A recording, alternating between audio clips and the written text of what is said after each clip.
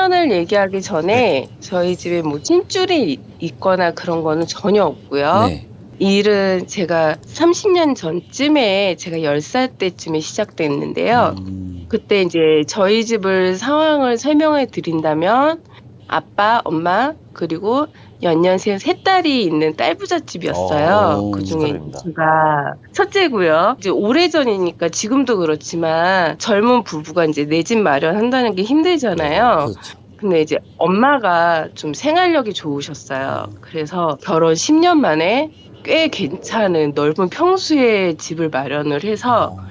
이사를 갑니다. 여기에서 좀 중요한 거는 저희 인제 아빠가 사진 찍는 거를 그때 당시에 굉장히 좋아하셨어요. 주말마다 뭐 강이나 산 같은 데 찾아서 캠핑을 간다거나 바쁘시면은 인제 가까운 동물원이라도 찾아서 딸들 사진을 찍어 주시는 그런 딸바보 아. 아빠셨거든요.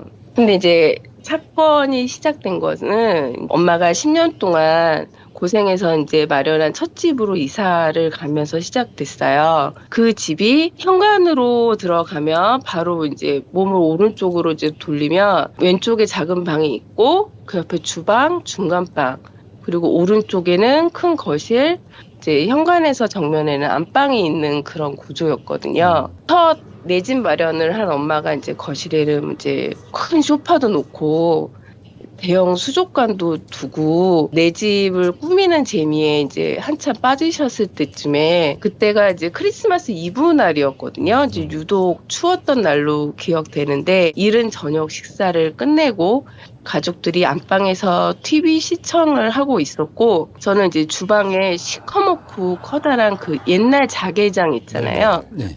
그런 이제 그릇장 앞에서 가족들에게 줄 크리스마스 카드를 만들고 있었어요. 집중해서 인제 카드를 만들고 있는데 등 뒤에서 인제 뭔가 이렇게 싸늘함이 느껴지는 거예요. 순간 이제 제가 고개를 휙 돌려서 싸늘한 시선이 느껴졌던 곳으로 인제 쳐다보니까 네네. 하얗고 뿌연 덩어리가 순간 인제 현관에서 안방 쪽으로 쓱 지나가는 것을 보게 됐어요. 시선은 인제 안방에 우두커니 서 있는 인제 그것하고 눈이 마주치게 됩니다. 어우. 그게 유독 인제 새까만 어깨 밑까지 내려오는 머리카락, 하얗게 질린 듯한 작은 얼굴에 새빨간 눈을 하고 있었거든요. 몸은 안개가 낀 것처럼 뿌연 모습이었어요. 그것은 인제 안방에서 더 이상 움직이지 않고 안방 손잡이를 잡고 우두커니 서 있기만 하더라고요. 그런 그것과 눈이 마주친 제가 이제 온몸이 굳어서 더 이상 아무 말도 할 수 없게 되었습니다. 하지만 이제 그것은 아랑곳하지 않고 안방 손잡이를 잡고 저를 빤히 쳐다보고 있더라고요 계속. 간신히 인제 정신을 차리고 온 힘을 다해서 비명을 질렀어요. 그래서 엄마가 안방에서 인제 나오셔서 그렇게 그 일은 꿈도 현실도 아닌 그냥 헛것을 본 것으로 지나가는 듯 했습니다. 그렇게 그걸 본 후부터 이상할 일만큼 부모님 싸움이 잦아지기 시작했어요. 싸움의 강도도 역시 인제 커지고 우리 3 딸들은 밤마다 이불을 뒤집어 쓰고 악몽 같은 밤을 지나가기를 기다리는 날들이 많아질 때쯤 그것이 매일 밤 꿈속에 나타나기 시작했습니다. 아이고. 크고 되게 오래돼 보이는 큰 거실이 있었고 정면에는 벽난로가 있는 집이었어요. 벽난로에는 이제 시뻘건 불이 활활 타고 있었습니다. 그렇게 그것이 매일 밤 그곳으로 저를 불러서 쫓고 쫓기는 끝나지 않는 긴 괴롭힘이 시작되었습니다. 지금부터는 이제 빨간 눈을 가진 그것에 쫓기는 꿈은 2-3 일에 한 번씩 계속 지속됐었고요. 지금부터는 이제 기억에 남는 이제 예지몽들을 얘기해 드리겠습니다. 저의 첫 번째 예지몽은 초등학교 6학년 때쯤 이제 시작이 됐는데요. 꿈속에서 엄마가 처음 마련한 집이 시뻘건 불과 함께 활활 타오르고 있는 거예요. 저는 인제 그저 이제 집 밖에서 그걸 이제 타오르고 있는 걸 바라보고 있는데 불길과 함께 거실 이제 커다란 창 안쪽에서 그 새빨간 눈에 그것이 소름 끼칠 정도로 미소를 지으며 저를 쳐다보고 있는 거예요. 그렇게 이제 집이 타오르는 꿈을 꾼 후에 설마. 얼마 안 돼서 한바탕 심한 부부싸움을 하시던 이제 부모님이 잠시 조용하다 싶더니 저희 엄마가 결국 자취도를 하시게 됩니다. 그렇게 초등학교 6학년 가을이 되던 해에 이혼을 하시게 됐어요. 또 두 번째 예지몽은 중학교 3학년 때였는데요. 언제나 큰딸을 우선시 생각해 주시고 언제나 내 편이었던 자상하던 나의 아빠가 엄마하고 이혼한 후에 이상하리만큼 난폭하게 변하기 시작하셨습니다. 아빠에게 어느 날 심하게 이제 맞고 난 후에 제가 어린 마음에 가방을 싸들고 나왔어요. 그래서 그때 당시에 이제 엄마하고는 같이 살 수 없는 형편이었고 결혼을 하신 큰 이모 댁에 잠시 보내졌습니다. 그때 당시에 같이 키우던 강아지를 데리고 나왔었는데 어느 날 홀로 놓여져 있는 꿈을 꾸게 됩니다. 그리고 그 새빨간 눈에 그것이 상자를 열어보라는 듯이 저를 쳐다보고 있는 거예요. 저는 무언가에 끌리듯 서서히 상자로 향해 걸어갔고 의지와는 상관없이 홀리듯 상자를 열게 됩니다. 뚜껑을 연 상자 안에는 서로 의지하고 지내던 강아지가 들어있는데 강아지가 저를 향해 매서운 눈으로 하면서 다가오지 말라는 듯이 사납게 짖는 그런 꿈을 꾸게 됩니다. 그 후 얼마 지나지 않아서 홀로 외출을 해서도 집을 잘 찾아오고 매우 똑똑했던 강아지가 그림자도 보이지 않을 만큼 감쪽같이 사라져 버렸어요.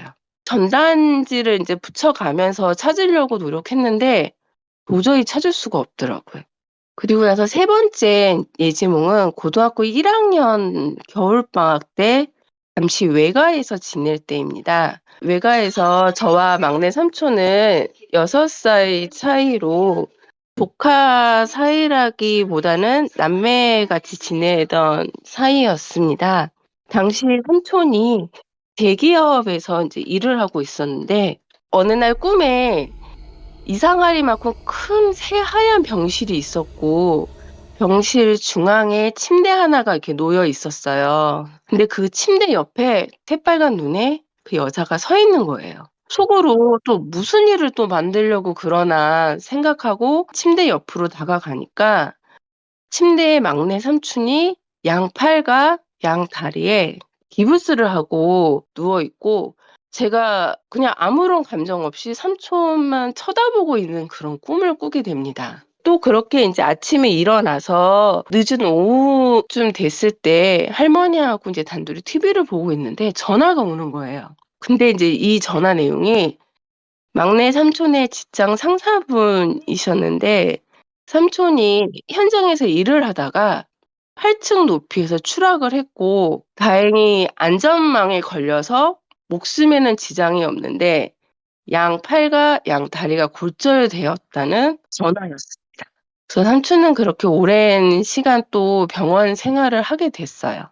네 번째 예지몽은 고등학교를 이제 막 졸업하고 한참 그때쯤에는 좀 방황을 하잖아요, 아이들이. 또 인제 새로 입양한 까만 강아지를 데리고 외할머니 댁에서 좀 지내던 때였어요. 근데 그때 당시에 꿈을 꾸게 되는데 꿈속에서 새빨간 눈에 그것이 또 무섭게 쫓아오고 있는 거예요. 저는 그것을 피해서 어디론가 인제 도망가고 있는 꿈을 꾸게 됩니다. 그러던 중에 그것이 갑자기 어디에선가 나타난 까만 고양이 속으로 순간적으로 들어가더라고요. 저는 기회는 이때다 싶었는지 어디서 난 건지는 모르겠는데 커다란 식칼로 까만 고양이의 머리를 내리치고, 내리치고 또 내리치고 있는 그런 섬찟한 꿈을 꾸게 됩니다. 앞전에 몇 번의 일들을 경험을 했기 때문에 이때는 아침에 할머니한테 꿈 얘기를 말씀드리고 그날은 인제 모두 좀 행동도 조심하고 외출도 좀 삼가하고 조심하게 되었습니다. 근데 인제 벌어질 일은 벌어지는 것인지 그날 오후에 인제 옆에서 강아지하고 같이 자고 있다가 깼는데 강아지가 안 보이는 거예요. 집 구석구석을 다 찾아봐도 보이지가 않아서 한참을 찾다가 옥상에서 일을 보시고 내려오는 할머니하고 마주치게 됩니다. 이제 순간 설마 할머니를 쫓아서 밖으로 나갔나 싶어서 이제 집 밖으로 강아지 이름을 부르며 찾아 헤맸어요. 한참을 찾아 헤매다가 도로가에 까만 물체가 누워있는 게 보이는 거예요. 설마 설마 하면서 천천히 다가와 보니까 그 까만 물체가 저희 강아지더라고요. 저는 이제 단숨에 뛰어가서 이제 강아지를 끌어안고 울다가 보니 따뜻하게 이제 피가 흐르고 있는 이제 강아지가 다른 데는 차에 친 것 같은데 다 멀쩡해요. 다른 데는 다 멀쩡한데 머리에서만 피를 흐르고 있더라고요. 그렇게 새빨간 눈의 그 여자의 꿈으로 정말 아름답게 빛나야 할 저의 10대 시절이 정말 저주처럼 느껴질 만큼 끔찍했거든요. 그래서 이제 좀 지쳐갈 때쯤에 20대쯤 어느 날 다시 꿈을 꾸게 됩니다. 허름한 커다란 방에 벽난로가 활활 타오르고 있는 그 집에 다시 그녀와 단둘이 남게 된 거예요. 그때 당시에 정말 악에 맞춰 있었어요. 그래서 정말 더 이상 물러설 곳도 없고 도망갈 곳도 없다라는 생각에 그 여자의 머리채를 잡았어요. 머리채를 잡고 더 이상 나한테 뭘 가져가려고 또 나타나냐. 이제 안 된다. 가라. 그리고 정말 여자들 그 머리채 잡고 싸우는 거 있잖아요. 그것처럼 그렇게 싸우다가 벽난로 속에 밀어 넣었어요, 제가. 그 상태에서 바로 꿈에서 깼는데 왠지 모를 홀가분하고 상쾌함이 되게 느껴지는 거예요. 그 뒤로 10년 동안 나타나지 않았어요. 근데 나중에 근데 안 사실인데 할머니하고 엄마는 그 여자의 정체를 알고 있었더라고요. 아빠가 엄마하고 이제 결혼하시기 전에 미용실을 운영하던 여자분하고 이제 만나셨는데 그분이 아빠가 이제 결혼을 하시고 나서 안 좋은 선택을 하신 거예요. 그분이 이제 죽어서 아빠 등에 업혀서 엄마랑 이렇게 싸움을 시키고 있다고 무당집에서 이제 얘기를 해 주셨다고 하시더라고요. 생각을 해 보니까 안방 입구에 엄마가 이제 부적을 하나 붙여 놓으셨는데 그래서 못 들어가고 방문 손잡이만 잡고 있었구나라는 생각이 들더라고요. 또 이제 신기한 게 처음에 엄마가 인제 그 집에서 나오고 아빠와 인제 불화로 제가 나왔잖아요. 그 뒤에 둘째 동생과 막내 동생도 아빠와의 불화로 차례대로 나와요. 정말 세상에서 가장 따뜻하고 딸바보 아빠였는데 그 아빠 주변의 모든 여자를 인정하고 싶지 않았는지 모두가 다 나오고 그 집에 아빠 혼자 남게 되었습니다. 첫 번째 이야기는 여기까지예요. 첫 번째 이야기요. 네네. 두 분 이 사연 어떻게 들으셨는지 좀 한번. 저는 그 제보자님 입장에 서서 일단 계속 집중해서 들어봤는데 네네. 정말 너무 힘드셨을 것 같아요. 어린 나이에 이거를 해결할 수도 없고 자꾸 안 좋은 일이 계속 일어나니까 꿈을 꿀 때마다 예지몽을 받고 선몽을 받고 그러한 일이 일어나지 말아야 될 일이 계속 일어나고 그래서 너무 힘드셨을 것 같은데 차후에 이제 물리치셨잖아요. 벽난로에다가 집어넣으면서. 그래서 대단한 용기가 필요하셨을 것 같기도 하고 그 얼마나 간절했으면 이게 보이지 않았으면 하는 얼마나 간절한 마음에 그런 부분으로 인해서 이기신 게 아닌가. 제 개인적인 소견은 그렇습니다. 예, 그때는 예, 정말 예, 그 꿈이 꿀 때마다 계속 안 좋은 일이 있었고 해서 나한테도 뭐 귀신이 쓰였나? 내가 무슨 뭐 그런 거 있잖아요. 그때 당시에도 되게 공포물을 좋아해서 정말 그런 생각도 했었는데 어머님도 그렇고 우리 집에는 전혀 그런 게 없다 이렇게 얘기를 하시니까 궁금한 게 있는데요, 제보자님. 네. 가위 눌림이나 이런 증상은 없으셨나요? 꿈만 꾸신 건가요? 가위 눌림도 있었고요. 네네. 그거 가위 눌림은 또 이곳 뒤에 얘기 또 있습니다. 아이고, 무서워. 그 뒤에 10년 뒤에 이제 제가 정말 좋은 분을 만나서 결혼을 했어요. 축하드립니다. 네네. 네. 축하드립니다. 네. 결혼을 했고 나이 차이가 많은 형제 중에 저희 신랑이 막내여서 누나들도 그렇고 아버님 어머님한테도 굉장히 사랑을 많이 받았거든요. 그런데 이제 결혼하고 나서 1년 뒤쯤 아버님이 돌아가시고 사정상 저희가 막내인데 제사를 모시게 됐거든요. 아, 네, 제사를 모시고 나서 아버님이 꿈속에 고맙다고 얘기를 해주시더라고요. 근데 그 뒤로 신랑이 이제 일을 하거나 뭐 안 되는 일이 있으면 제사를 지낼 때마다 다 일이 풀리는 거예요. 허허. 일이 다 풀리고 어느 날은 10년 전에 그 여자가 다시 찾아오게 되었어요. 오지 말지 좀 제발. 근데 그때는 예전에는 그냥 꿈속에서만 찾아왔다면 네. 이번에는 이제 가위 눌림식으로 자다가 너무 이상한 느낌에 눈을 떴는데 발끝에 서 있더라고요. 근데 이게 꿈이 아니라고 딱 느껴지는 게 제가 눈을 뜨고 있었거든요. 네네. 눈을 뜨고 있는데 발끝에 서서 정말 안간힘을 쓰고 이제 소리를 질러서 간신히 이제 신랑이 깨워줬고요. 아. 이제 그리고 나서 며칠 후에 이번에는 제 발목에 올라타 앉아 있는 거예요. 아이고. 아이고.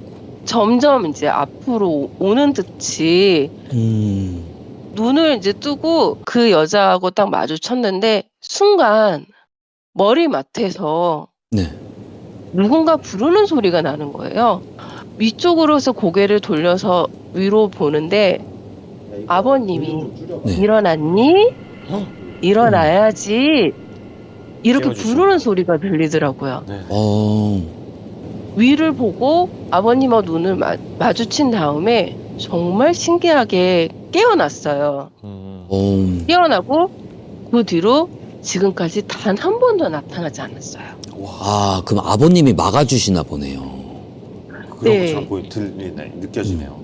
그리고 나서 이제 마지막 얘기가 있거든요. 이거는 제가 약간 영상을 보내드렸는데 네네. 아, 네. 영상 얘기 끝나고 어머님이 돌아가시고 나서 이제 네네. 아버님 산소하고 이제 같이 한 곳으로 한 장소로 이제 모여서 이제 모시게 됐어요. 아, 합장을 하셨나요? 근데 네. 아. 근데 얘기를 들어보니까 신랑 위에 네네. 3살 때 이제 죽은 형이 있었다고 얘기를 하시더라고요. 아. 네.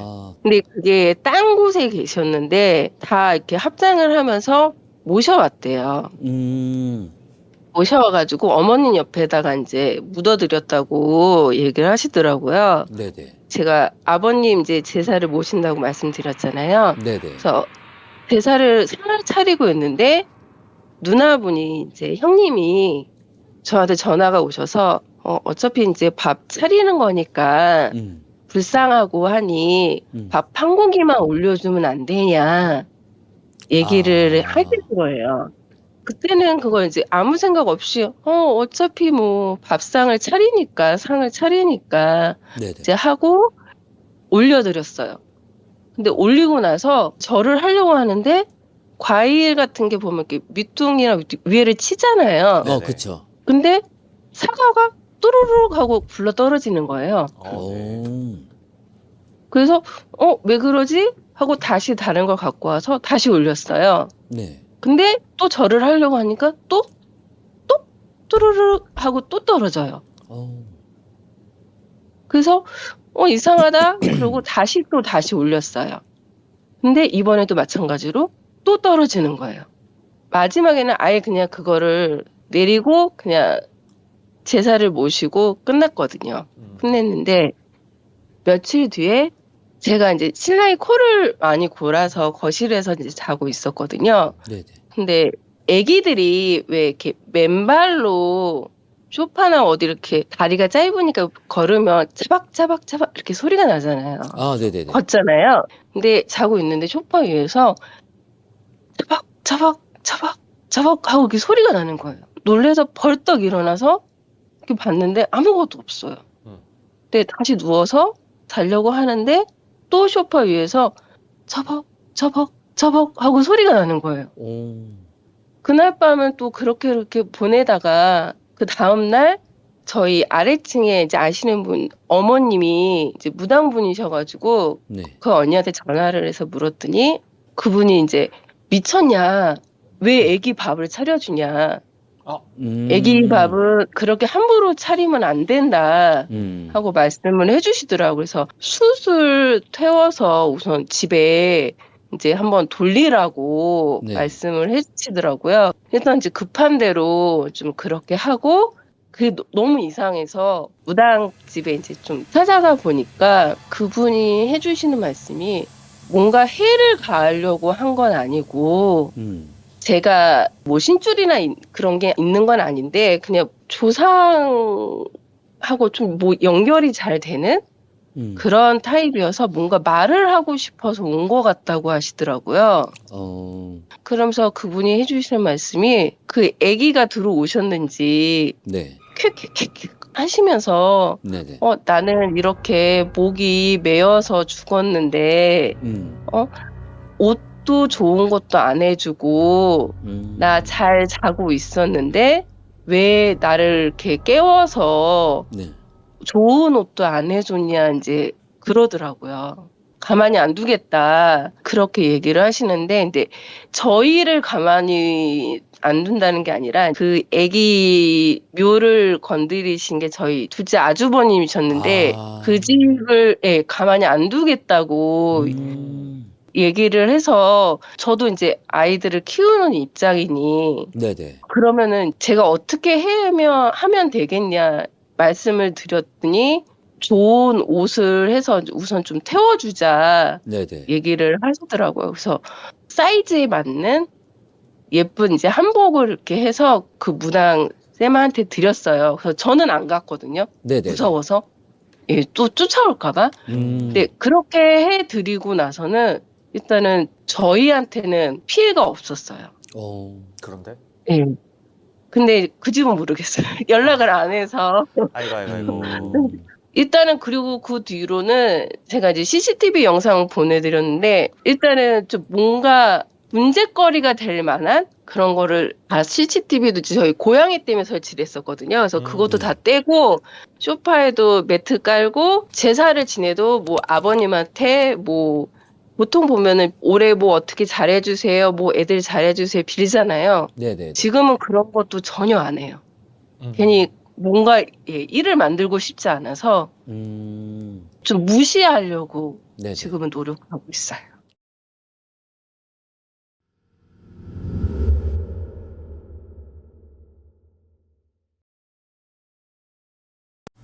저는 우선은 되게 어릴 적부터 장난을 엄청 잘 치고 즐기는 학생이었어요. 예를 들어서 이제 축구공을 들고 있으면은 농구 골대에 골을 넣고 농구공을 잡고 있으면은 그걸로 발로 차가지고 축구를 하는 그런 좀 말광량이 여자였는데 특히 이제 학원에서 또래들과 대화하는 거를 되게 즐기는 학생이었어요. 이렇게 되게 말괄량이처럼 지냈는데 제가 초등학교 4학년 때 피아노 학원을 이제 다니게 되었는데 거기가 유리 창문으로 되어 있는 좀 낡은 문이 많은 학원이었어요. 거기서 이제 좀 장난기가 많은 친구가 있었는데 이제 그 친구는 유리를 되게 좋아하고 투명한 물품을 되게 좋아하고 자기가 힘이 세다고 사람을 좀 잘 때릴 수 있다는 좀 자신감이 넘치는 친구였고 저는 그 친구랑 이제 대화를 하다가 그 친구가 나 힘을 좀 보여주겠다 하고서 저를 유리문 이제 건너편으로 보낸 다음에 유리문을 세게 쳐서 제가 오른쪽 눈이 찢어지는 사고가 발생을 했습니다. 그때 유리 조각들이 이제 제 눈에 박히면서 저는 너무나 놀랐었고 그때 이후로 눈 수술을 한 이후에는 그것만 바라보게 되면 눈물이 나오고 내 눈에서 다시 피가 흐르는 것 같고 그때 눈을 다쳤을 당시에 제 눈에 있는 뼈를 보았기 때문에 뼈가 라는 그 단어 자체가 너무 무서운 상황이었어요.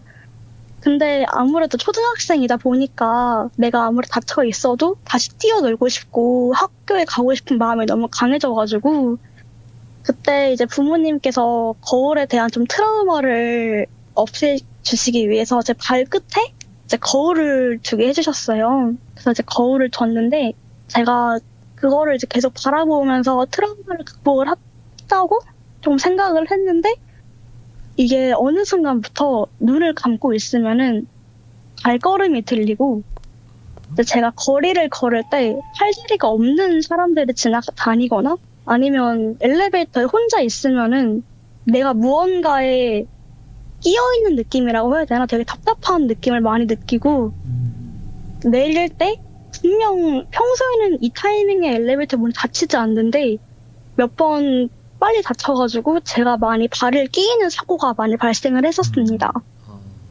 이때부터 이제 제가 다른 무언가를 보게 됐구나 라고 생각을 했고 애써 이제 무시하고 많이 불안했지만 뭐 시간이 지나면 괜찮아지겠지 하고 이제 넘기는 찰나에 그날 밤 되게 제가 평소에는 이제 부모님께서 10시에 자라고 하시면은 솔직히 어린 아이들은 좀 반항을 하고 싶잖아요. 그래서 10시까지 자라고 하면은 진짜 딱 10시까지 놀다가 10시 1분에 잠이 안 와요. 책 읽어주세요나 아니면 저 좀 더 유튜브 좀 보다 잘게요. 같은 이제 여러 핑계를 대면서 늦게 자는 일이 많았는데 그날은 한 오후 6시? 오후 7시부터 잠이 엄청 몰려드는 거예요. 평소랑 너무 다른 컨디션으로 마치 제가 몸을 움직이지 못할 정도로 많이 피곤한 상태라고 해야 되나? 아무튼 이제 그런 기분이 들어가지고 잠결에 들었는데 일어나니까 새벽 4시였어요. 근데 눈을 뜨고 이제 화장실을 가고 물을 마신 다음에 침대에 누웠는데 몸이 안 움직이는 거예요. 그리고 이제 제가 볼 수 있는 시선은 딱 제 발 건너편에 거울이 있었거든요. 제가 누운 시점에서. 그 거울에서 제가 누워있는 게 보이는데 처음에는 그냥 누워있는 거 보고 내가 가위에 걸렸구나. 뭐 나타나겠지? 싶었는데 너무 조용했던 그 찰나에 그 거울 속 건너편에 있는 제가 갑자기 일어나더니 기어온다라고 해야 되나? 근데 한 팔을 자기 뒷짐을 치고 이제 한 손을 바닥에 두고 엉금엉금 기어오는 듯한 그런 자세를 취하면서 거울을 넘어왔어요. 근데 저는 그걸 너무 보는데 이제 제가 보는 시선에는 그 사람이 넘어오는 거랑 빈 침대가 보이는 거잖아요.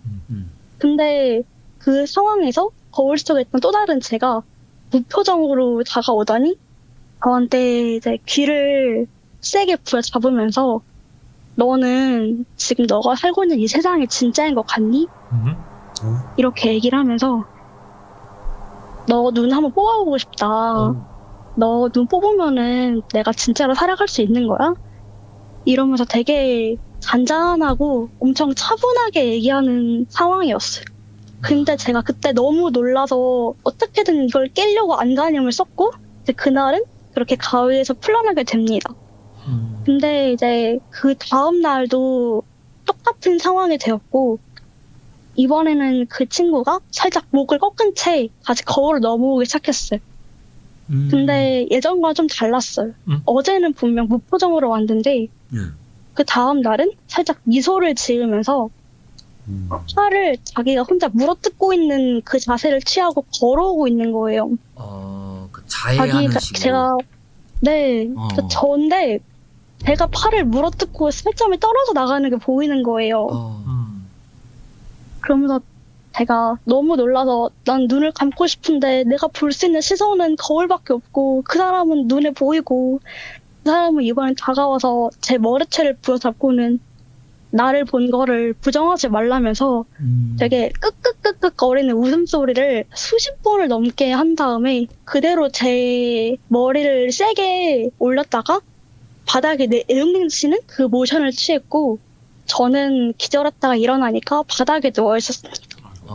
저는 그때 너무 무서웠는데 내가 정말 이게 꿈이 맞나? 아니면 실제를 본 건가? 싶어서 거울을 보게 됐고 그 거울상에서는 제가 누워있을 때의 제 얼굴이 보이는 시점에서 금이 가 있었고 제가 머리를 부여잡았을 때 그 손가락이 닿은 시점에 멍이 들어있었어요. 하지만 저는 너무 어린 나이였기에 너무 부정하고 싶었고 제발 오늘은 나오지 말아달라 엄청 기도를 하고 다시 잠에 들었습니다. 그날은 되게 평소처럼 한 10시 잠들었던 것 같아요. 근데 그날은 좀 많이 힘든 날이었는데 그 제 모습이 상체랑 하체랑 따로 분리된 채 나와가지고 제 하체가 제 몸에 그대로 흡수가 되었고 상체가 팔만 엉금엉금 기어와서 제 배 위에 딱 쓰더니 내가 너 몸을 그대로 흡수하면 정말 너 죽는 거야? 내가 너 찢어 죽일 수 있는 거야? 너 앞으로 여기서 못 살아. 내가 너 지배할 거야. 라고 하면서 제 입을 좀 찢는 느낌도 들었고 제 심장을 좀 파고드는 막 손톱으로 긁는 느낌이 들어서 너무 고통스러운 거예요. 이게 꿈인지도 아닌지도 모르겠는데 내 심장은 굉장히 부여잡는 느낌이 들고 그래서 지금 생각보다 너무 떨리긴 하는데 그때 한 30분? 40분 동안 이제 그 사람이 알 수 없는 말을 계속 반복했어요. 그거 말을 한 이후에 반복하다가 마지막에 한 말이 너 흡수한 다음에 네 가족들도 똑같이 찢어 죽이면은 지금 더 거울 속 반대편에 있는 내가 너 가족까지 전부 다 지배할 수 있는 거지 라고 하면서 그대로 거실 쪽으로 기어 들어갔고 그날 저는 기절을 하고 일어나니까 응급차에 실려 있었고 부모님 말씀을 듣기로는 제가 갑자기 저희 집이 5층인데 제가 창문에서 뛰어내리려고 아이고. 한 손은 허벅지를 부여잡고 한 손은 이제 어깨를 부여잡으면서 이제 사람이 마치 상체랑 하체랑 동시에 아파서 그냥 이 고통을 끝내고 싶다는 그런 사람처럼 보였대요. 난간히 손을 잡아야 되는데 너무 아프니까 잡지도 못하고 뛰어가가지고 그냥 그대로 점프해서 떨어질 것 같은 사람? 거기서 다행히 잡으셔서 제가 살았다고 해주시더라고요. 근데 그날 이후에 이제 저한테 여쭤보셨는데 사실 이 이야기를 아무에게도 하지 않았어요. 부모님도 이 사실을 모르시고 저도 이걸 사실 잊고 있었다가 한 몇 년 전에 한 번 더 이제 이 기억을 떠올렸는데 떠올리는 그날에 다시 가위에 걸렸고 그날에는 이제 거울 속에 제가 똑같이 나와가지고 오랜만이야 하면서 정말 미친 듯이 웃고 다시 거울로 들어간 다음에 제가 일어나니까 거울이 산산조각이 나 있고 제 발에 거울이 박혀 있는 거예요. 박혀 있어서 저는 이제 그대로 119에 다시 실려갔고 부모님한테 정말 울분을 토하면서 나 너무 무섭다. 이게 꿈인지 아닌지 모르겠는데 자꾸 뭔가 날 괴롭힌다. 거울을 제발 부셔주세요. 제발 이 거울이 내 모습을 볼 수 없을 정도로 가루를 내달라고 해서 가루를 낸 다음에 그 거울을 버리게 되었고 그 이후에 이제 꿈에 한번 나타나서 왜 나를 못 보게 막아두냐고 너 이 기억 다시 한 번만 떠올리면은 내가 다시 나타날 거라고 얘기한 뒤로는 지금까지는 보이지 않았는데 사실 오늘 이 사연을 쓰게 되면서 낮잠을 잤는데 다시 나타났거든요. 아이고. 다시 떠올려서. 나타나서 이제 하는 얘기가 이빨에 다 빠진 채로 분명 저는 전데 이빨에 다 빠져있고 제가 다쳤던 눈 찢어진 곳이 그대로 찢어져 있고 목은 꺾여있고 팔은 살점이 뜯겨있고 그 상태로 나타나서 와 드디어 너를? 이라고 하고 제 꿈에서 깼거든요. 지금은 ING라고 할 수 있습니다. 그 여태까지 겪었던 그 봐왔던 부분은 복합적으로 다 나온 거네요 오늘. 네, 오늘 한 번에 나왔어요. 아이고. 심지어 거울이 없었는데도 불구하고 이번에 꿈에서 나오니까 이제 사실 제가 어떻게 해야 될지 지금 많이 불안한 상황입니다.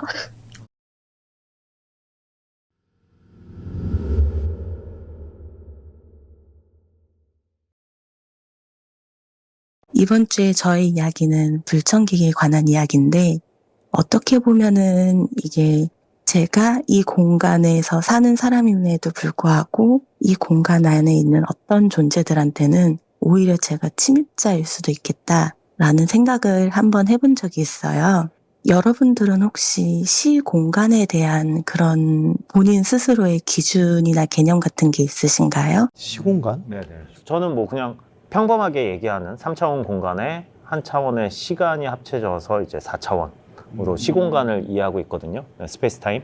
저는 이 시간은 사실상 존재하지 않았다라는 부분을 좀 어느 정도 믿고 있기 때문에 인간이 만들어낸 게 시간이다. 개념이. 네, 그래서 전 시공간이라는 걸 살짝 믿지는 않습니다. 네. 저도 믿는 부분이 있어요. 백투더퓨처나 뭐 이런 타임머신이 있지 않을까? 나중에 미래에 가면은. 저 같은 경우에는 약간 시공간에 대한 개념을 인식을 할 때 하나의 책 같은 개념이라고 생각을 해요. 시간은 일종의 그 책 안에 쓰여 있는 스토리이고 공간은 그 한 페이지라고 생각을 하거든요. 그래서 이게 쌓이고 쌓이면서 흐름이 된다라고 생각을 해요. 쉽게 설명을 하자면은 애니메이션이 만들어질 때 한 장 한 장 그림이 쌓여서 역동적인 장면이 재생이 되는 것처럼요. 그러다 보니까 저한테는 하나의 공간이 무언가가 굉장히 많이 쌓여 있다라고 생각을 하는데 어떤 공간에 가면 제가 이레귤러가 돼버리는 거죠. 이 이야기는 아마 제가 전에 한번 한 적이 있었는데 짧게 줄여서 얘기를 하자면 저희 부모님이 이사를 하셔서 새로운 집에 들어간 상황이었고 저는 그 집에 한동안 간 적이 없었다가 처음으로 이제 그 집에 가서 낮잠을 자는 날이었어요. 제가 안방 침대에서 낮잠을 자고 있었는데 갑자기 그 안방이라는 공간이 와장창 깨지면서 무너지고 다시 재조립이 되면서 전혀 새로운 공간이 나타났어요. 그 공간이 어떤 공간이었냐면 특별한 가구는 없는데 커다란 6자짜리 체리색 오래된 장롱이 있고 그 앞에 어떤 아주머니가 앉아 계시고 저는 그 아주머니 맞은편에 앉아서 서로 마주보는 장면이었어요. 근데 이분께서 저한테 호통을 치시면서 이곳이 어떤 공간인데 네가 들어왔느냐, 당장 나가라, 그렇게 저에게 역정을 내셨고 화를 받으니까 저도 화가 나서 이곳은 나의 어머니의 집이다. 내가 나갈 게 아니라 당신이 나가라 하면서 저희는 싸웠고 갑자기 그 이후에 공간이 확 밀리면서 제가 그 공간을 나오게 됐었어요. 그래서 처음에는 그렇구나 하고 넘어갔는데 제가 작년에 새로운 집으로 이사를 가게 됐어요. 이사를 가서 처음에는 딱히 별다른 일이 없었는데 어느 순간부터 제가 아닌 다른 사람의 인기척이 느껴지기 시작을 하는 거예요. 한창 시원님 방송 보면서 이런 일이 있구나, 당직기란 것도 있구나 하고 새로운 걸 알아갈 때라서 오 재밌다, 정말 신기하다 이랬었는데 희한하게 제가 있는 공간과 그쪽이 있는 공간의 시간대가 다르다는 게 느껴지더라고요. 저 같은 경우에는 새로 들어간 사람이고 그쪽은 그 공간에서 오래 있었던 사람이기 때문에 어떻게 보면 그 공간의 주인은 아직까지는 그쪽일 수도 있겠다. 이런 생각이 들었어요. 왜냐면 저는 그쪽에 간섭을 할 수 없지만 그쪽은 저의 이제 공간에 간섭을 해서 문이 저절로 닫힌다든지 아니면은 물건이 떨어지거나 갑자기 물건이 없어진다든지 제 공간에 대한 침해? 간섭 같은 게 이제 느껴지더라고요. 저희 집에 그 당시에 집주인이 가지고 있는 개인 창고가 있었어요. 저는 거기를 사용을 하지 못하지만 큰 컨테이너 2개가 있었는데 끝나고 집에 돌아와서 봤는데 그 컨테이너에 한 2살? 3살 정도 되는 아이 손자국이 바닥에서부터 천장 꼭대기까지 수직으로 손자국이 이렇게 쫙 나 있는 거예요. 일반 손자국이라고 했으면은 그게 금방 지워졌어야 했는데 며칠이 지나고 몇 달이 지나도 손자국이 그대로 남아있는데 어느 순간부터 손자국이 하나, 둘 늘어있더라고요. 이건 뭐지? 하고 있었는데 보통 외국에 있는 집은 한국처럼 현관문으로 되어 있는 게 아니라 유리문으로 돼서 옆으로 미는 문이 많아요. 그러다 보니까 문 전체가 하나의 커다란 창이 되는데 3살 정도 되는 키 정도의 높이의 어린아이 손자국이 다닥다닥 찍혀 있더라고요. 생각을 해보니까 저의 집주인이 데리고 있는 아이들은 벌써 10살, 15살 이렇게 제법 큰 아이들이에요. 그렇게 작은 아이 또래가 없었어요. 재밌는 건 손자국은 안에 이렇게 찍혀 있었더라고요. 집에 아직까지 내가 완전한 주인이 되지는 못했구나 라고 생각을 했는데, 그러고 나서 얼마 있다가 조금씩 가위도 한 번씩 두 번씩 눌리고, 어느 날 갑자기 갈비뼈 쪽이 아프기 시작하더라고요. 예전에 부러진 쪽의 반대편이. 이거 조만간 뼈가 부러질 것 같은데? 라고 생각을 했는데, 정말 갑자기 집에 있다가 뼈가 똑 하고 부러져 버린 거예요. 아이고. 어이구. 오, 내가 이 안에서 정말 환영받지를 못하는 존재구나. 이렇게 해서 이제 1년 정도 있다가 계약 기간이 끝나고 새로운 집으로 이사를 왔어요. 최근에 몇 주 전에. 이사 온 집도 그 전 집도 사실상 오래된 집들이에요. 여기 살다 보면은 굉장히 오래된 집들을 자주 만나게 되는데, 지금 제가 살고 있는 집도 30년에서 40년 정도 전에 지어진 집일 거라고 예상을 하고 있어요. 아니나 다를까 이 집에 와서 처음으로 이사 첫날 잠을 자는데, 침대에 누워서 잠이 들었는데 갑자기 누군가가 손을 당기는 느낌이 들기 시작을 하더라고요. 그래서 뭐지? 또 이 집에 원래 있던 어떤 영가들이나 이런 애들이 나를 보고 이렇게 호기심에 건드는구나 라고 생각을 했어요. 근데 너무 피곤해서 그냥 자야지 하고 계속 무시하고 잠을 자려고 했는데, 너무 팔을 세게 잡아당기다 보니까 어깨가 아픈 거예요. 이러다가 잘못하다가는 어깨에 탈골이 일어날 수 있겠다. 그래서 몸을 움직이려고 하는데 머리맡에서 갑자기 어린아이 목소리로 저 발을 잡아, 그녀를 잡아, get her 이런 식으로 얘기를 하더라고요. 그리고 나서 잠시 후에 갑자기 다리 쪽을 누군가가 잡는 손길이 느껴졌어요. 제 머리맡에 양쪽 팔을 하나씩 잡고 있었고, 밑에 다리 쪽에 또 누군가 다리를 잡고 있었죠. 그 상태에서 처음에는 어떡하지? 하고 살짝 고민을 했다가, 이게 너무 잡아당기는 힘이 세지니까 아파서 일어나야겠다 하고 물음을 치는데, 머리맡에서 소곤거리면서 더 강하게 잡아, 더 강하게 잡아, 껴르르 하고 웃더라고요. 거기서부터 짜증이 나기 시작을 하고, 다음날 아침에 일을 가야 하는 상황이라 온몸에 힘을 강하게 줘서 그 상황에서 깨어났어요. 그리고 나서 한번 이렇게 부닥거리 했으니까 괜찮겠지 하고 잠이 들었는데, 한 열흘 정도 있다가 이번에는 방문에서부터 어떤 남자가 스르르르 들어와서 침대 위에 올라타더라고요. 제 몸에 올라타서 두 다리로 어깨를 꾹 누른 상태에서 저를 지근지근 밟기 시작을 하는 거예요. 처음에는 그냥 귀찮아서 한번 이렇게 털고 다시 잠이 들라고 했어요. 또 다시 다가와서 또 올라타서 또 어깨를 누르기 시작을 하는 거예요. 두 번째는 이 상황에서는 가만히 있으면 계속 당하겠구나. 두 번째, 가위가 풀리자마자 있는 힘껏 발로 걷어차려고 했는데 가위가 풀리자마자 남자가 도망을 갔어요. 세 번째가 되는 순간 내가 이번에는 기필코 때리고 만다 해서 들어오는 순간부터 가만히 지켜보고 있었어요. 그리고 나서 딱 올라타는 순간 가위가 눌리기 전에 바로 몸을 움직여서 팔을 휘둘렀는데 놓치고 말았어요. 마지막이다. 네 번째는 더 이상 안 당하리라 마음을 먹고 정말 벼르고 있다가 제 몸에 딱 올라타려는 순간 다리로 있는 힘껏 다둥거리면서 걷어차면서 싸움에서 얼추 이기고 잠에서 깨어나게 됐어요. 그렇게 하고 나서 제가 기운을 굉장히 많이 썼는지 아침에 일어났는데 손발이 너무 저리고 온몸에 기운이 빠져서 일어나기가 힘들 정도로 침대에 털썩 주저앉아서 못 일어나겠어. 너무 힘들어. 이럴 정도로 기운이 정말 쪽 빠지더라고요. 아무튼 그리고 나서 지금까지는 특별한 일은 없는데, 그 이후로 느낀 점은 제가 누군가에게 불청객이 될 수도 있겠구나 하고 다시 한번 진지하게 생각을 해보게 됐어요.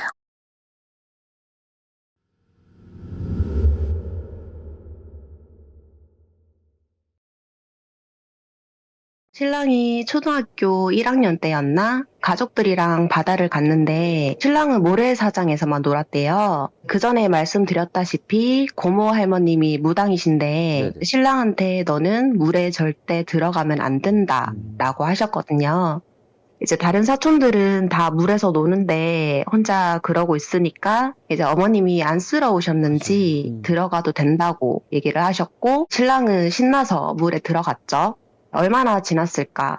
신랑이 한참 놀고 있는데 뒤에서 누가 툭툭 치는 느낌이 들었대요. 신랑은 누가 장난치나 싶어서 장난치지 마 이랬는데 누가 자꾸 어깨 쪽을 잡아당기는 듯한 느낌이 들었고 어느새 정신 차리니까 발이 닿을 수 없는 깊이까지 가게 돼서 물에 빠졌대요. 그러고 정신을 놓은 건지 기억이 없는데 눈 떠보니까 아버님이 인공호흡하고 있고 가족들이 빙 둘러서 쳐다보고 있고 그렇게 겨우 정신을 차렸대요. 근데 그때 신랑의 마지막 기억은 누가 나를 뒤에서 끌어안았어. 마치 물속으로 끌고 가려는 것처럼 그렇게 잡아당겼다고 해요. 그래서 이제 안 되겠다 싶어서 숙소로 돌아왔고 피곤해서인지 잠이 들었는데 다음날 눈을 떴는데 이 가슴 쪽이 너무 쓰리고 아프더래요. 그래서 확인을 해보니까 갑자기 500원 동전만한 점이 생겼다는 거예요. 이제 그래서 신랑은 아마 그때부터 귀신을 보게 된 것 같다고. 귀신을 보시는구나. 그래서 그 점이 연하게 있을 때는 귀신이 보인다기보다는 섬뜩한 시선이나 뭐 기운 그리고 이제 누가 귀에 바람을 좀 불어넣는 듯한 경산 안경공장처럼 그런 기운 안 좋은 곳에 가면 귀에서 이명 소리가 진짜 귀가 터질 듯이 들렸고 머리가 깨질 듯이 아픈 그런 증상만 있다가 시간이 지나면서 그 점의 크기가 커져가는 거죠.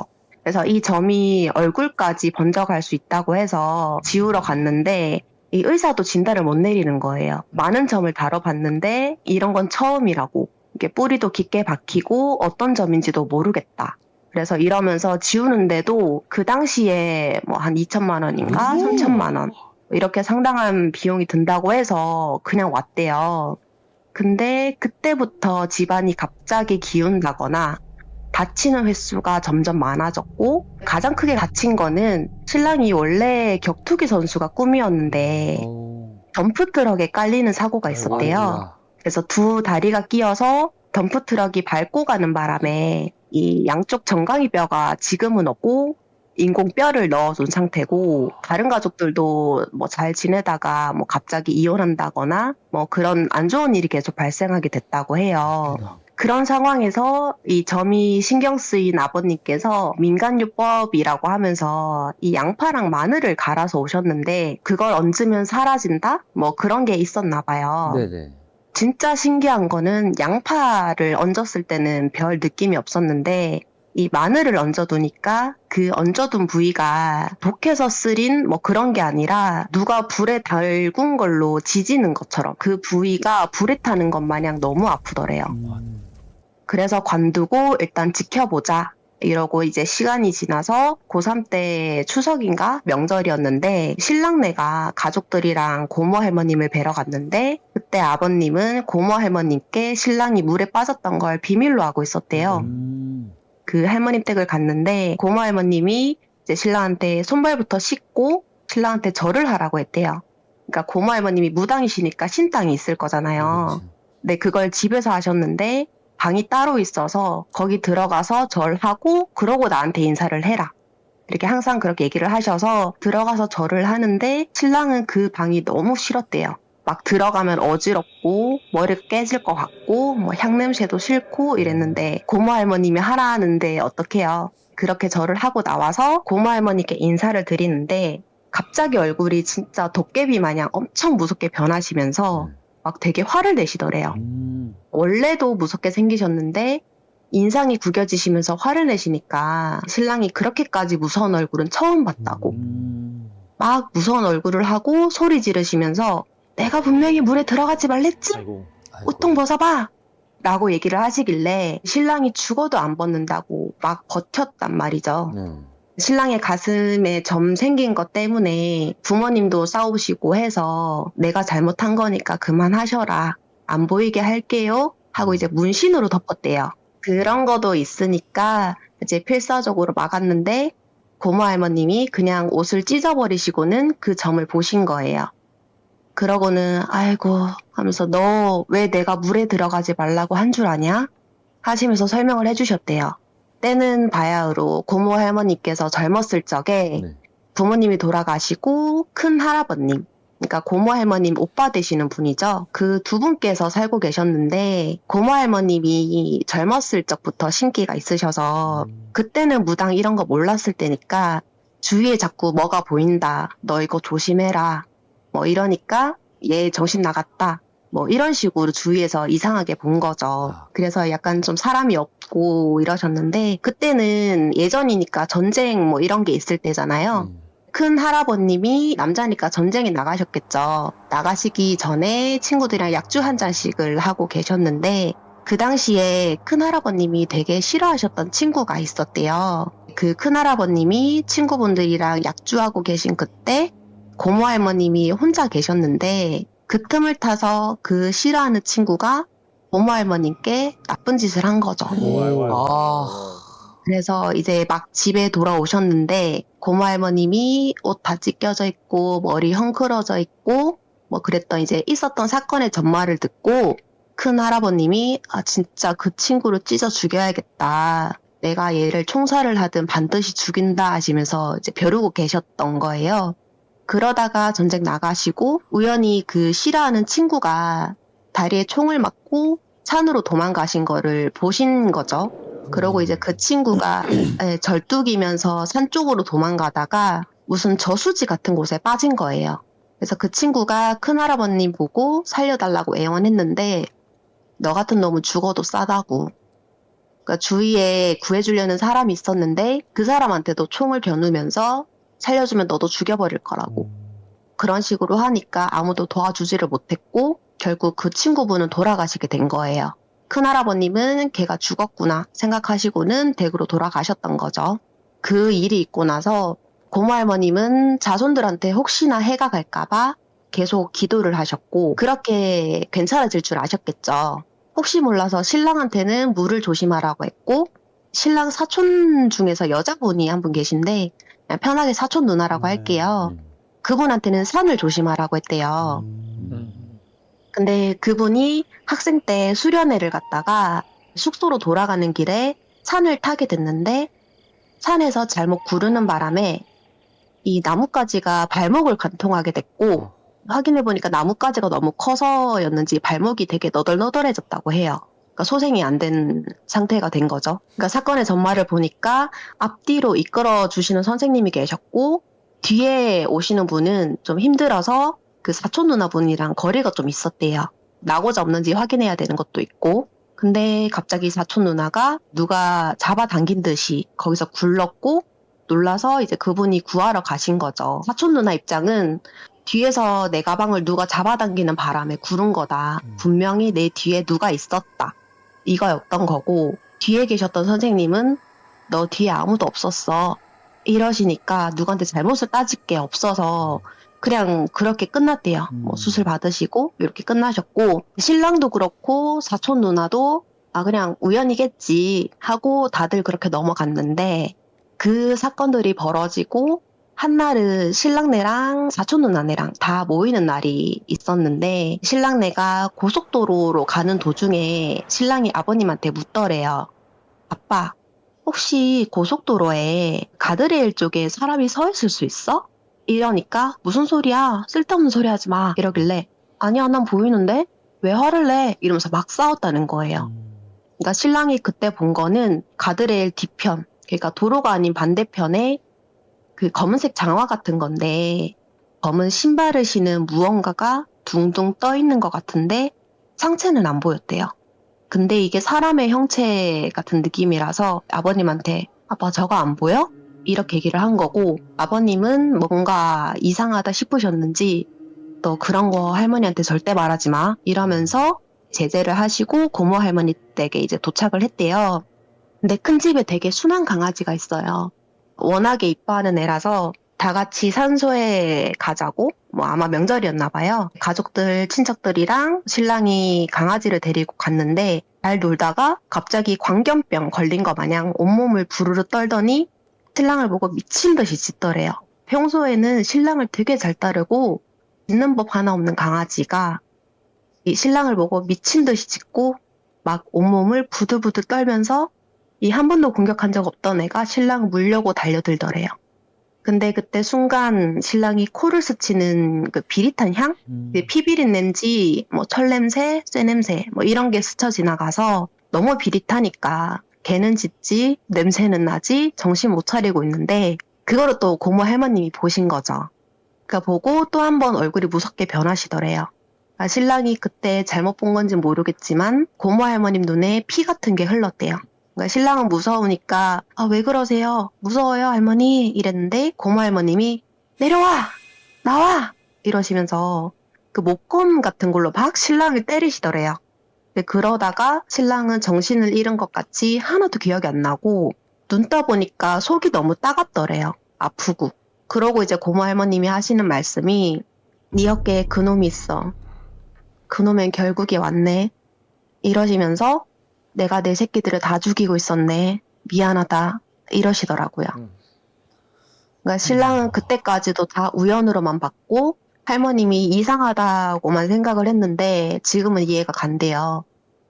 신랑의 가슴점이랑 신랑이 가드레일에서 봤던 거 그리고 사촌 누나 사건까지 고모 할머님께 나쁜 짓 했던 그분이 발목에 총 맞고 산으로 도망갔다가 물에 빠져서 돌아가셨잖아요. 아마 그걸 그대로 손자들한테 복수식으로 한 게 아닌가라는 생각이 든 거죠. 그래서 지금 신랑은 그 점이 점점 더 커져서 형체를 갖추었거든요. 어릴 때 뒤에서 어깨를 감싸 안고 누가 잡아당긴 듯한 느낌을 받았다고 했잖아요. 그 모양대로 점이 생기더래요. 그러니까 그 부분에만 털이 자라나고 지금 그 모양이 또렷해졌고 신랑이 이제 자세히 보라면서 보여준 그 부위에 마치 사람의 지문같이 회오리 모양의 점이 있고요. 그리고 팔뚝 쪽에는 사람 손가락 모양처럼 길게 생긴 점이 있어요.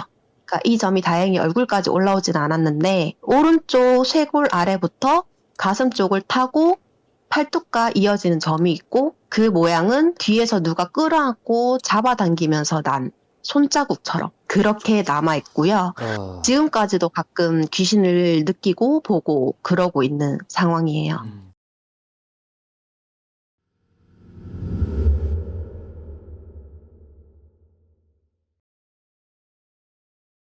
진또님도 말씀 주셨던 게 이 귀신 보는 분들이 허공을 자주 본다고 해요. 신랑도 마찬가지로 허공을 자주 보고 그럴 때는 저도 이제는 알아서 신랑이 그러고 있으면 모른 척 하고요. 신랑은 어쩔 때는 그 이상한 형체가 갑자기 쓱 보였다가 빠지는 경우도 있고 뭐 스트레스 받거나 너무 힘든 날에는 더 생생히 보인다고 하고 그런데 바닥에 걸어 다니는 귀신은 본 적이 없대요.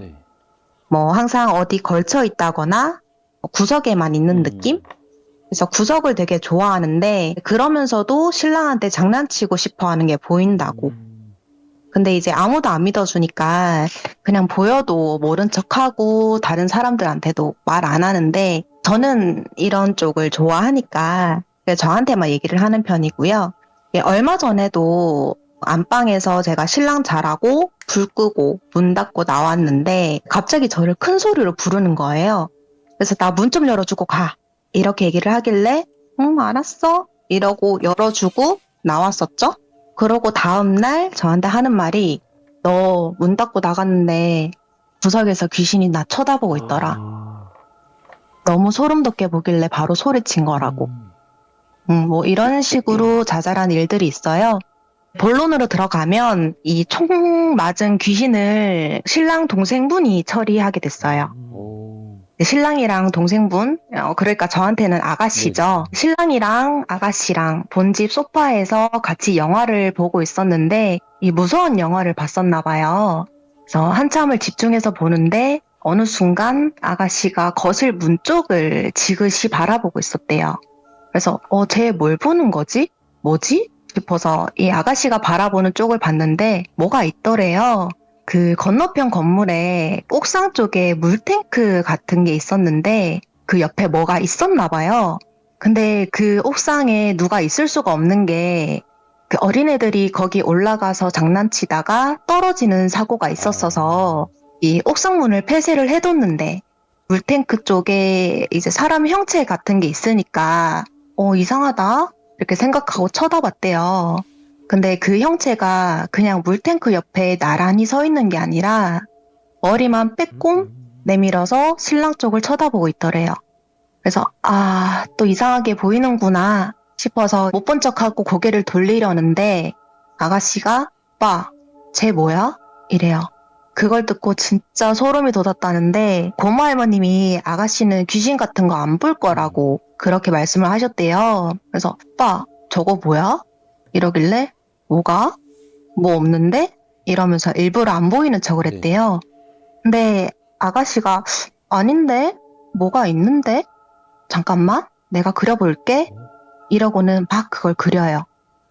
아가씨가 원래 미술대를 가려고 했어서 이 그림을 되게 잘 그리시는데 그 그림을 보는 순간 신랑은 얼어붙었대요. 그러니까 자신이 본 거랑 똑같았거든요. 그래서 얘가 진짜 보이는 건가 싶어서 그걸 사진 찍어서 고모 할머니께 보냈대요. 그러니까 고모 할머님이 내가 빨리 내려가겠다. 그러고는 이제 내려오셨대요. 그러고는 막 소리치시면서 이 새끼가 여기 어떻게 알고 여기까지 왔어? 이러시면서 옆에 어떤 아저씨랑 와서 이게 오색천으로 막 이 진또님 하시는 것처럼 무슨 의식 같은 걸 하셨나 봐요. 이제 신랑은 그때도 고모 할머님을 무서워했었으니까 이런 상황도 무섭고 이래서 방에만 있었고 그런 의식 같은 거 끝나고 고모 할머님이 이렇게 뭔가를 주시면서 이거 꼭 지갑에 넣고 다니고 이거 항상 몸에 지녀야 돼 그러셨고 아가씨한테는 별다른 걸 안 하셨대요. 고모 할머니께서 얘는 기가 세서 해줄 필요 없다. 얘가 무당을 했었어야 돼. 얘는 기가 너무 세. 이러시면서 귀신이 아가씨를 보면 무서워서 도망간대요. 도깨비만큼 무섭다고.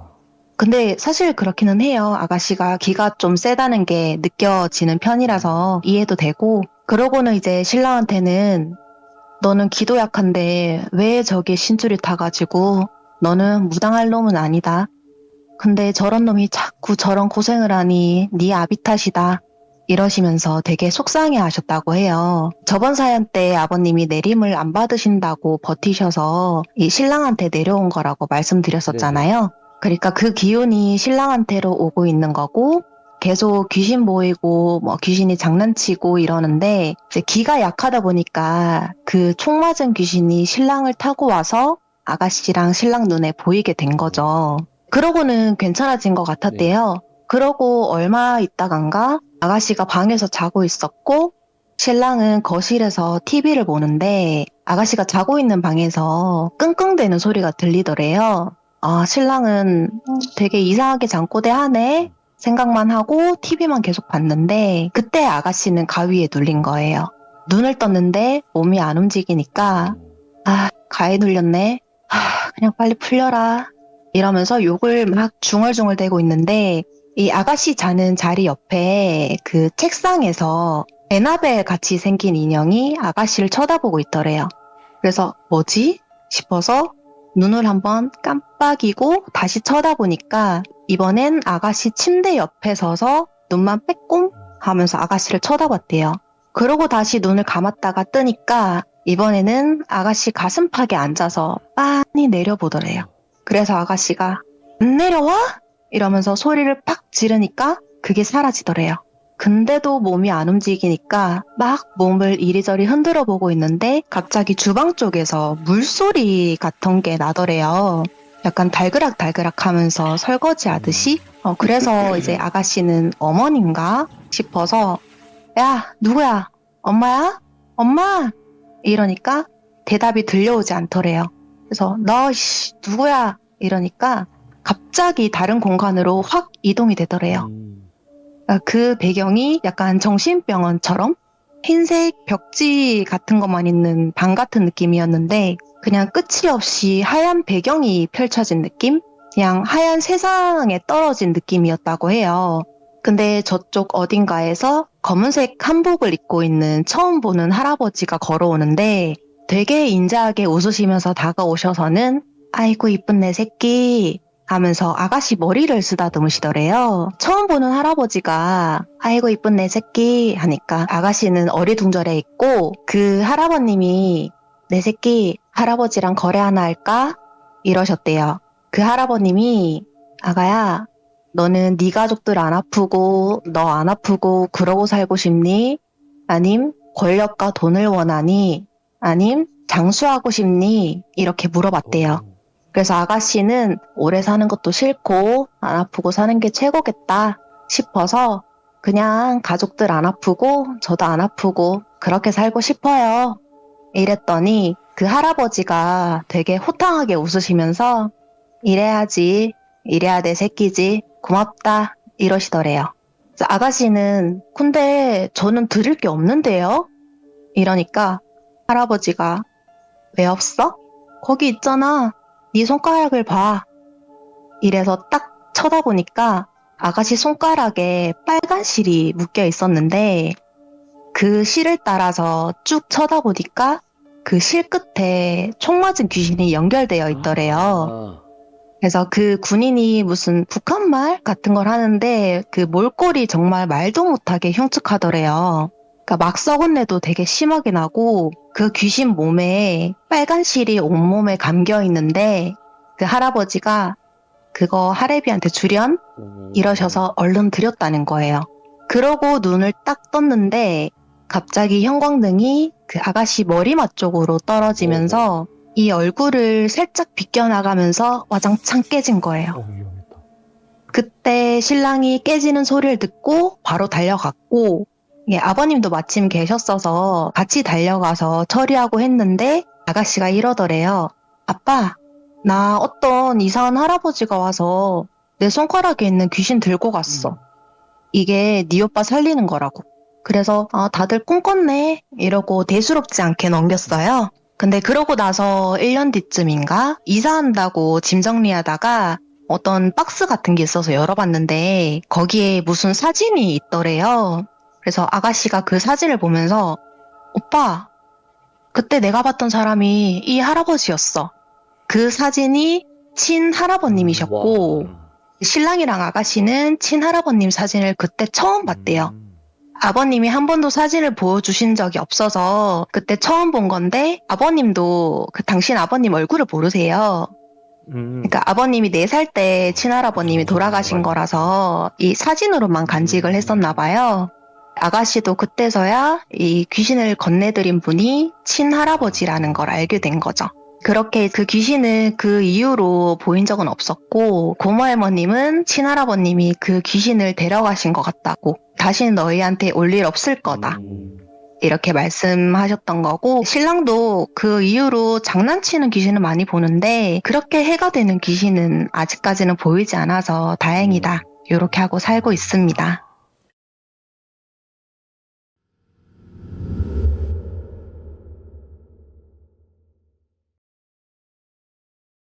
제 본집, 그러니까 지금은 친정집이죠. 이제 거기서 있었던 썰인데요.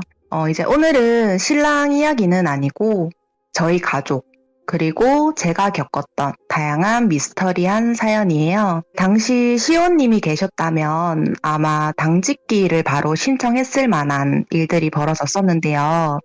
오늘은 그 여러 가지 이야기가 좀 복합적인 거라서 약간 중구난방일 수 있다는 점만 양해해 주시고 들어주시면 감사할 것 같아요. 저희 엄마가 워낙 기가 약하셔서 그런지 가위도 자주 눌리고 헛것도 보이고 하니까 신줄 이런 거는 아니고요. 그냥 가끔 그런 게 보인다고 하세요. 제가 초등학생 때 저랑 동생이 학교를 갔고 엄마가 볼일을 보고 계셨는데 화장실 문을 살짝 열고 보고 계셨나 봐요.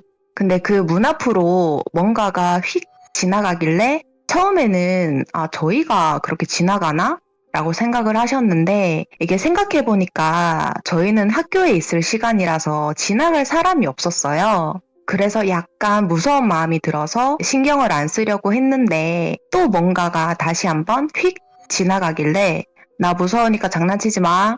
이러니까 그 다음부터는 그런 현상이 없었다고 해요. 그 이후에는 작은 방에서 주무시면은 그렇게 가위가 눌리신대요. 기억나는 거는 공사장 인부 귀신인 것 같은데 이제 노란 안전모를 쓰고 되게 흉측하게 생긴 귀신이 엄마 눈앞에 바짝 다가와서 엄마를 쳐다보면서 웃더래요.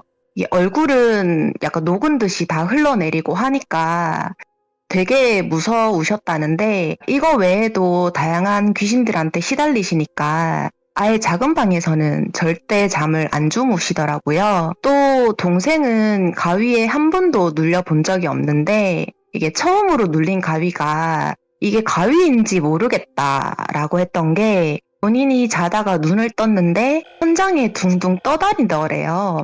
그래서 저희는 그냥 너 꿈에서 날아다녔냐? 이랬는데 이게 귀신인지 뭔지가 자기를 공중에 띄우고 장난 같은 거를 쳤다고. 그래서 너무 무서워서 벗어나고 싶었는데 벗어나기가 힘들었다고. 그러다가 누가 깨우는 것 같아서 다행히 일어났다는데 뭐 이런 자잘한 일들이 있으니까 그때는 작은 방을 그냥 저희 공부방으로 사용하고 안방은 넓은 편이라서 네 식구가 같이 잤었는데 어느 날은 엄마가 이게 꿈인지 아닌지 구분이 안 갔던 일이 있었대요. 그 안방 구조가 안방 문을 열고 들어가서 오른쪽에 옷장이 있었고 그 문 옆에 TV 다이가 있었는데 이게 네 식구가 잘 때 옷장 앞에 아빠가 주무시고 그 다음에 엄마, 그 다음 동생, 다음 저 이렇게 잤었거든요. 근데 엄마가 잠을 주무시는데 이게 뭔가 이상한 느낌이 들어서 눈을 떴대요. 근데 아빠가 있어야 할 자리에 어떤 여자 귀신 같은 게 옆으로 누워서 엄마를 쳐다보고 있었대요. 그러면서 웃는데 그게 너무 무서워서 동생을 껴안았대요. 근데 동생은 답답하니까 뿌리치고 이제 엄마는 더 꽉 껴안고 그러고 있다가 뒤돌아서 다시 그쪽을 보니까 또 어느새 사라지고 없더래요. 그 외에도 자주 가위가 눌리시곤 하는데 하도 많이 눌리시니까 이제는 그러려니 하고 생각하신다고 해요. 네, 저는 가위나 뭐 이런 걸 느낀 적이 없어서 엄마가 겪은 걸 들으면서 되게 흥미진진하게 듣곤 했었는데 중2 때인가 중3 때 처음 귀신 같은 걸 겪어본 적이 있었어요. 이제 그때는 중학생이니까 일찍 하교를 하잖아요. 아마 학원을 다니지 않았을 때라서 하교를 하고 집에서 쉬어야지 하고 왔는데 당연히 다들 출근하시고 하니까 집엔 아무도 없죠. 그래서 텅 빈 집이 그때는 좋았어요. 이제 혼자만의 시간을 즐기는 걸 좋아했어서 그렇게 뒹구르르 하다가 작은 방에서 잠들었던 것 같아요. 저희 집 구조가 대충 현관문에서 들어오면 작은 거실이 있고 안쪽으로 들어오면 오른쪽이 화장실, 그리고 왼쪽이 안방, 그리고 꺾어지는 곳에서부터 주방이 있고 작은 방이 연결되어 있는데 그 당시에 잠들었을 때 주방 불은 켜두고 작은 방엔 불을 끄고 그렇게 잠들었었나 봐요. 눈을 떠보니까 좀 어둑어둑해져 있었고 시간은 대략 한 6시에서 7시쯤 되었던 것 같은데 이때쯤이면 가족들 올 시간이네 하면서 주방을 등지고 누워서 휴대폰을 만지작하고 있으니까 현관문 비밀번호 누르는 소리가 나더라고요. 그래서 아 엄마 오셨구나 라고 인지는 했는데 그냥 그 상태로 누워 있었어요. 아마 잔소리 듣기 싫어서였던 것 같아요. 근데 그 맨발로 장판 밟는 소리 아시죠? 쩍쩍 소리. 그 소리가 나면서 주방 쪽으로 걸어오는 소리가 들렸고 뒤이어서 뭔가를 내려놓는 소리와 함께 지퍼 여는 소리가 들리더라고요. 근데 그때까지만 해도 뒤돌아 있었으니까 아 엄마가 물건 정리하시나 보다 생각했었던 것 같아요. 그 엄마가 공예 강사시라서 그 지퍼 달린 큰 쇼핑백 같은 거 아시죠? 거기에 재료 담아서 다니셨는데 늘 듣던 소리니까 당연히 그거 여는 소리구나 라고 생각을 했고 근데 그러고는 아무 소리가 안 나는 거예요. 에? 이상하다 싶어서 뒤돌아서 보니까 주방엔 아무도 없고 아무것도 없는 거예요. 그래서 어이? 이러고 집안을 돌아다니면서 엄마 집에 왔어? 어딨어? 하면서 다 둘러봤는데 그냥 집에 아무도 없는 거예요. 그러니까 집이 큰 편이 아니라서 시야에 다 보일 건데 아무도 없었고 심지어는 그 쇼핑백도 없으니까 갑자기 소름이 돋더라고요. 애써 아무렇지 않아 하면서 다시 작은 방에 등을 돌리고 누웠는데 그 장판 밟는 소리가 또다시 들리는 거예요. 갑자기 너무 무서워지면서 뒤돌아볼 수가 없어서 애꿎은 휴대폰만 보고 있는데 다시 현관 비밀번호 누르는 소리가 들리면서 이번에는 시끄러운 소리가 들리더라고요. 그때는 진짜 엄마가 오신 거였고 혹시나 해서 엄마 언제 왔어? 물어보니 방금 전에 온 거 봐놓고 무슨 헛소리야 이러시길래 있었던 일을 말씀드리니까 뭔 헛소리야 꿈 꿨어? 이러면서 그냥 그렇게 대수롭지 않게 넘어갔었어요. 그러고는 별다른 일이 없으니까 그렇게 시간이 지나고 고2 때인가 고3 때 직장인들에게는 없는 학생들의 특권인 방학이라서 이제 늦게까지 TV를 보고 잠들고 그런 생활을 반복할 때가 있었는데 한날은 동생이랑 늦게까지 TV를 보고 있었어요. 아마 예능 같은 걸 보고 있었던 것 같아요. 이제 다 같이 잤을 때고 부모님은 주무시니까 소리를 조금 낮추고 되게 즐겁게 보고 있는데 그때 안방문을 열어놨었어요. 한참을 그렇게 즐겁게 보고 있는데 4시 반쯤 됐던 것 같아요. 주방에서 달그락거리는 소리가 들리더라고요. 그 왜 설거지한 그릇 물 빠지게 하려고 올려두는 곳에 그릇을 몇 개 얹어뒀었는데 그게 누가 뒤적뒤적 하듯이 그릇이 달그락거리는 소리가 나길래 순간 뭐지? 싶어서 주방으로 나갔는데 소리가 멈췄어요. 불 켜고 확인하니까 아무도 없고 순간 소름이 돋아서 다시 주방 불을 끄고 안방으로 들어왔는데 다시 또 그 소리가 들리는 거예요. 두세 번을 그렇게 반복했고 너무 무서워서 안방 문을 닫고 소리를 조금 올리고 이제 부모님 곁에서 잠을 청했고 그렇게 아침이 되었어요. 근데 그런 날이 한 사흘, 나흘 반복됐다가 그런 현상은 또 사라지는 거예요. 근데 그 시간대는 4시 반 정도로 동일했고 그렇게 한동안 조용하다가 제가 신랑이랑 살게 되면서 집에 자주 가지는 못했는데 한 번씩 얼굴 보고 오긴 하거든요. 근데 한날은 신랑이 저한테 이러더라고요. 혹시 어머님 가위 같은 거 안 눌리셔? 잠은 좀 주무신데? 이러길래 원래 기가 약해서 피곤하거나 이러면 가끔씩 눌리지 않을까? 이랬더니 너희 집에 귀신 있는 거 알아? 이러길래 예전에 엄마 점집 가서 있다는 건 들었는데 아직도 있어? 이랬더니 애들 귀신인 것 같은데 어머님 배 아프실 텐데 배 위에서 뛰어노는 건가? 애들 웃음소리가 들리네? 이러길래 어떤 애들?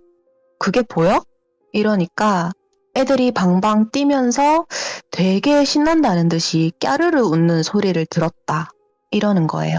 그래서 그 친정에 반찬 같은 거 가져다 드리는데 이게 무거우니까 신랑이 간 적이 있었거든요. 근데 집 정리가 안 되어 있어서 이제 집에는 못 들어오게 하셔서 제가 문 앞에서 전달 드리고 왔는데 이제 신랑이 하는 말이 집에 안 들어가 봐서 잘은 모르겠는데 애들 웃음소리가 들린다. 여자애 하나랑 남자애 하나 있는 것 같은데 야르르 웃는 소리가 들린다. 그게 느껴져. 까지만 얘기를 하더라고요. 그렇게 이제 저희 집은 미스터리로 남았는데 크게 뭐 해를 입는다거나 그런 거는 없는 것 같아서 따로 별다른 조치를 취하고 있지는 않는데 이 애들 웃음소리는 몇 개월 전에 신랑이 한 얘기라서 지금도 그런지는 잘 모르겠어요. 이게 어떤 애들인지 어디서 온 건지 정말 궁금해서 당직기를 신청하고 싶은데 이제 뭐 부모님이랑 이런 쪽은 잘 믿지 않으셔서 힘들 것 같긴 해서 아직 고민 중에 있는데 제일 궁금한 부분은 그 현재는 창고로 사용하고 있는 작은 방이고요. 이 형광등이 나간 지가 오래돼서 낮에도 들어가면 되게 컴컴해요. 그리고 그 방에만 들어가면 서늘한 기운이 맴돌아요. 그러니까 신랑이랑 연애할 적에 밤늦게 전화할 때면 그 작은 방에 들어가서 전화를 하곤 했는데 이게 항상 누가 쳐다보는 것 같아서 오래 있지 못하고 나왔었거든요. 네, 신랑도 그때는 제가 무서워할까 봐서 말을 안 했다는데 뭔가 기운이 느껴진다고도 했었고요.